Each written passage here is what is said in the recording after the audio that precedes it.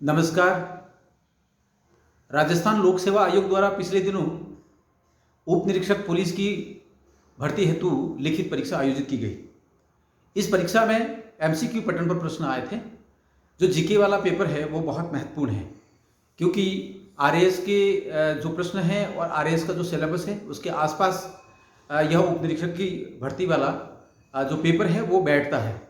तो जो आरएएस की परीक्षा का जो उद्देश्य लेकर चल रहे हैं उन विद्यार्थियों के लिए यह परीक्षा और उसके जो प्रश्न हैं वे बहुत महत्वपूर्ण हो जाते हैं।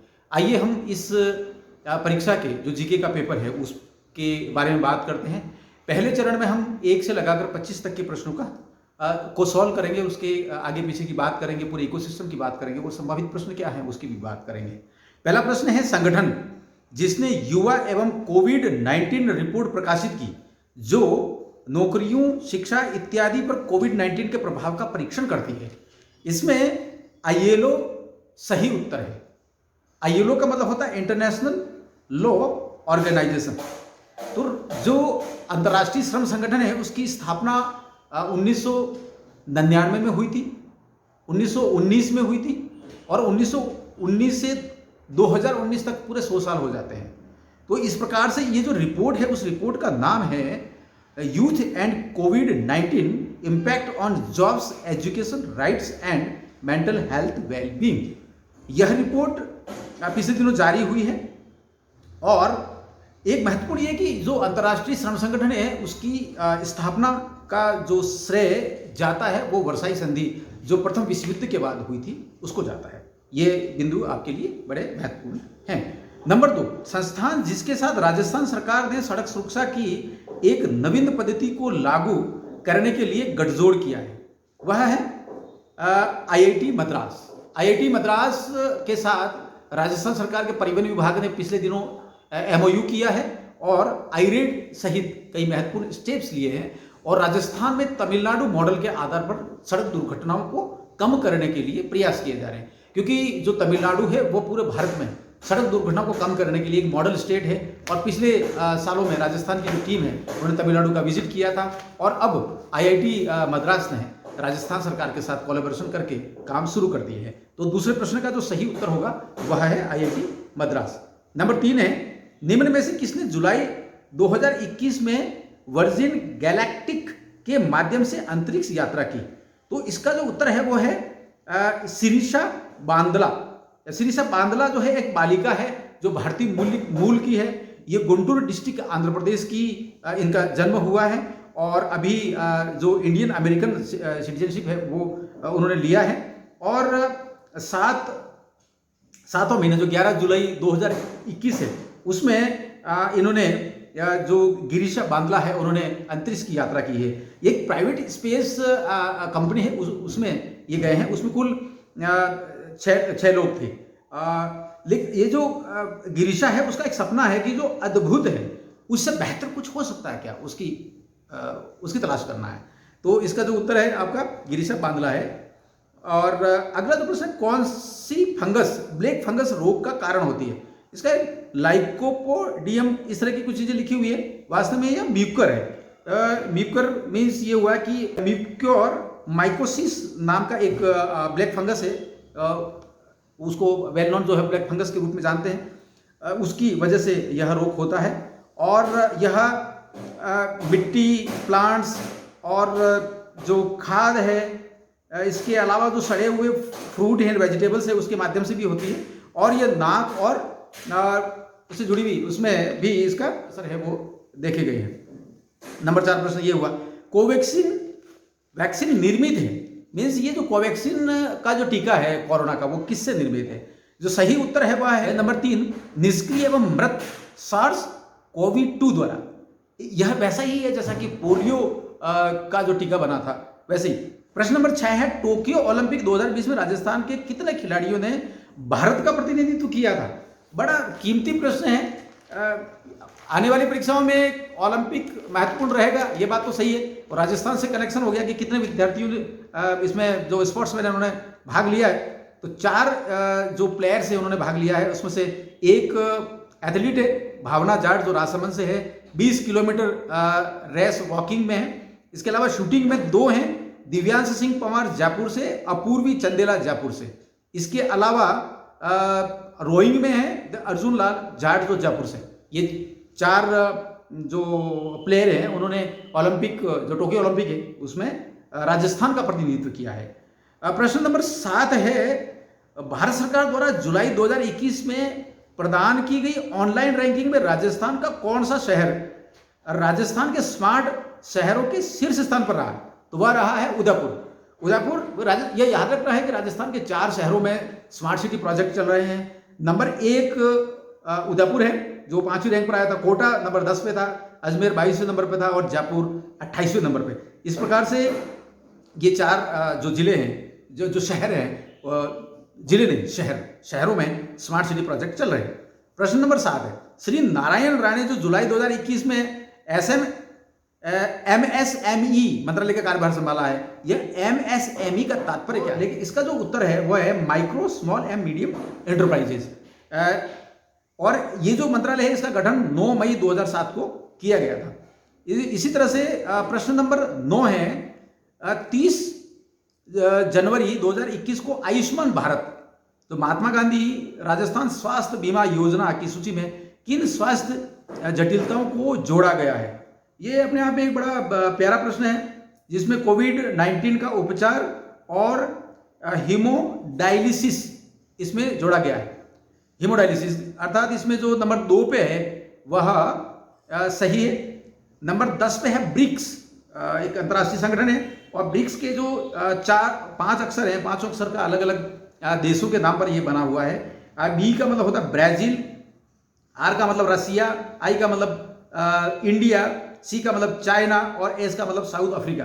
इस संगठन की स्थापना 2006 में की गई थी, लेकिन 2010 में इसमें साउथ अफ्रीका शामिल हो गया। पहले इसका नाम ब्रिक था, अब ये ब्रिक्स हो गया है। इसका जो मुख्यालय है वो शंघाई चाइना में है। ये समझना अत्यंत महत्वपूर्ण है। प्रश्न नंबर 11 है, 2021 का फ्रेंच ओपन पुरुष एकल किसने जीता? तो इसका जो सही जवाब है वह है नोवाक जोकोविच। नोवाक जोकोविच सर्बिया के स्पोर्ट्समैन हैं। और जब पुरुष सिंगल की बात करते हैं, एकल की बात करते हैं, तो महिला एकल की भी बात होनी चाहिए। तो बारबोरा क्रेजिसिकोवा जो चेक गणराज्य की है, उन्होंने जीता है और ये उनका पहला ग्रैंड स्लैम है। यह याद रखना, बड़ा एक प्यारा कनेक्टेड प्रश्न है। प्रश्न नंबर 12 है, ओलंपिक में भाग लेने वाली प्रथम भारतीय तलवारबाज कौन है? तो तलवारबाज जो है वो भवानी देवी है। भवानी देवी चेन्नई की रहने वाली है और ओलंपिक हेतु उन्होंने क्वालिफाई किया। अपने आप में एक नई बात है, इसलिए इनका भवानी देवी का नाम इसमें आया है। आगे देखिए प्रश्न नंबर 13, गिंदड़ नृत्य राजस्थान के किस क्षेत्र में किया जाता है? यह नृत्य मेवाड़ में किया जाता है। गेर जो नृत्य होता है होली के अवसर पर, उसी का एक रूप है। इसमें मात्र पुरुष खेलते हैं इसको और गोला बनाकर इसको खेला जाता है। प्रश्न नंबर 14, देलवाड़ा के जैन मंदिरों का निर्माण निम्नलिखित में से किसने कराया था? यह कराया था विमल शाह ने। विमल शाह तत्कालीन जो गुजरात था, यानी कि जो चालुक्य जो शासक था, उनके महामंत्री थे और जो शासक का नाम है वो भीमदेव सोलंकी है और इनको भीमा प्रथम के नाम से भी जानते हैं। तो ये एक महत्वपूर्ण इसमें जानकारी है। और देलवाड़ा का जो जैन टेम्पल है जो विमल शाह द्वारा निर्मित है, उसमें मकराना का जो सफ़ेद मार्बल है जिसको संगमरमर कहा जाता है, उसका प्रयोग किया गया है। प्रश्न नंबर 15 है, कान्हड़ देव प्रबंध नामक काव्य के लेखक कौन है? तो इसके लेखक हैं पद्मनाभ। पद्मनाभ ने इसका जो लेखन किया था वह पश्चिमी अपभ्रंश में किया है और इसकी जो रचना है वो 1455 की है। यह रावल कान्हड़ की गाथा है और ये जालोर रियासत के चौहान वंश के शासक थे और इसकी जो भाषा है वह पुरानी गुजराती है। और महत्वपूर्ण यह है कि औरंगजेब द्वारा जब यहाँ आक्रमण किया गया था जालोर पर, उसकी पूरी गाथा और इस शासक की, रावल कान्हेड़ की पूरी गाथा इसमें लिखित है। नंबर 16, दादू पंथ के प्रमुख पीठ कहाँ हैं? तो नरेना में है। ये नरेना जयपुर में है। और जो संत दादू हैं उनका जन्म अहमदाबाद गुजरात में हुआ था। वे संत कबीर के शिष्य थे। उनके कुल 52 शिष्य थे। उनमें से गरीबदास, सुंदरदास, रज्जब और बखना हैं। उनके द्वारा कई पुस्तकों, ग्रंथों का रचना की गई, जिसमें दादू, ज्यादा इस प्रकार के हैं। वे कई भाषाओं के जानकार थे, जिसमें गुजराती, हिंदी और राजस्थानी प्रमुख हैं। अब प्रश्न नंबर 17 की तरफ आगे बढ़ते हैं। बिजोलिया किसान आंदोलन के प्रणेता निम्न में से कौन थे? तो विजय सिंह पथिक थे। अब आपको इस बात की थोड़ी डिटेल और करनी है। विजय सिंह पथिक का जन्म गुजरात, ये बुलंदशहर यूपी में हुआ है 1882 में। उनकी मृत्यु अजमेर में 1954 में हुई है। और उनके द्वारा सत्याग्रह पर आधारित किसान आंदोलन किया गया है। उनकी माता का नाम कमल कुंवरी था और पिता का नाम हमीर सिंह था। ये गुर्जर समाज में इनका जन्म हुआ है। और 1897 में जो बिजोलिया आंदोलन शुरू हुआ था, उसमें जो अत्यधिक लगान थे, जो लागबाग थे, उसके विरुद्ध विजय सिंह पथिक ने एक बड़ा आंदोलन किया है। साधु सीताराम दास और ये ऐसे भी काफी इनके सहयोगी रहे हैं। ये बहुत बड़े लेखक भी थे, साहित्य की रचनाकार भी थे। उसकी भी कुछ जानकारी विद्यार्थियों को रखनी चाहिए। प्रश्न नंबर 18 की तरफ आगे बढ़ते हैं। स्वराज शब्द का सर्वप्रथम प्रयोग किसने किया था? ये किया था दयानंद सरस्वती ने। दयानंद सरस्वती का जन्म गुजरात में हुआ। उनका बचपन का नाम मूलशंकर था। उनके द्वारा जो किताब रचित की गई है, ग्रंथ लिखा गया है, उसमें बहुत सारी है, परंतु सत्यार्थ प्रकाश सबसे प्रमुख है। 1885 में हिंदी भाषा में लिखा गया था।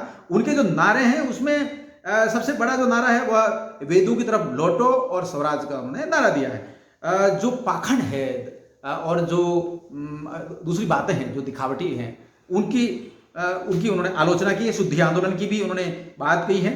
और उनका जो देहावसान है वो राजस्थान में हुआ है। और वो 30 अक्टूबर 1883 को अजमेर में एक अस्पताल में भर्ती हुई। ऐसा कहा जाता है कि जोधपुर के जो महाराजा जसवंत सिंह थे, उनके वहाँ एक नन्ही जान नाम की एक वेश्या थी। उसके द्वारा, उसके किसी चेले द्वारा उनको जहर दे दिया गया था और उसी वजह से इनकी मृत्यु हुई, ऐसा कहा जाता है। और उन्होंने राजस्थान में दयानंद सरस्वती की बहुत बड़ी भूमिका है। जो सत्यार्थ प्रकाश ग्रंथ है वो उदयपुर के गुलाब बाग में बैठकर लिखा गया था। और इसके जो सत्यार्थ प्रकाश है उसके कुल 14 अध्याय हैं। ये अपने आप में बड़ी महत्वपूर्ण जानकारी है। आरएएस के इंटरव्यू में भी इस प्रकार के प्रश्न पूछे जाते रहे हैं। प्रश्न नंबर 19 पर आगे बढ़ते हैं। ख्वाजा मोइनुद्दीन चिश्ती की दरगाह के लिए मुगल बादशाह अकबर द्वारा व्यवस्था किए गए गांवों की संख्या कितनी है? 12 गांव दिए थे। यह इसके लिए पर्याप्त हुआ। महत्वपूर्ण यह है कि जहांगीर के जन्म के बाद आगरा से अजमेर तक अकबर पैदल आए थे, ऐसा लिखा गया है। हजरत ख्वाजा मोइनुद्दीन चिश्ती के बारे में भी इसमें कुछ बातें जानना जरूरी है। ईरान में इनका जन्म हुआ था और सूफीवाद का विस्तार के लिए भारत आए थे। अजमेर की जो अकबरी मस्जिद है और जो शाहानी मस्जिद है, मुगल जो बादशाह है शाहजहां, उनके द्वारा बनाई गई। तो यहाँ पे मुगल जो शासक थे उनका अजमेर में काफ़ी लंबा दाना बना रहा है। अजमेर और नागौर में जो धर्म, इस मुस्लिम धर्म का जो प्रचार प्रसार है, उसके लिए ये इस तरह के जो सूफी संत हैं उनको लगाया गया था। ऐसा किसी अन्यत्र उसमें उल्लेख मिलता है। ये प्रश्न नंबर रहा 19। अब हम प्रश्न नंबर 20 की तरफ आगे बढ़ते हैं। तिवारा कर वसूला जाता था। प्रचार इसमें सही है दिवाली और होली जैसे पर्वों पर। यह सामंती स्टेट्स के टाइम का है।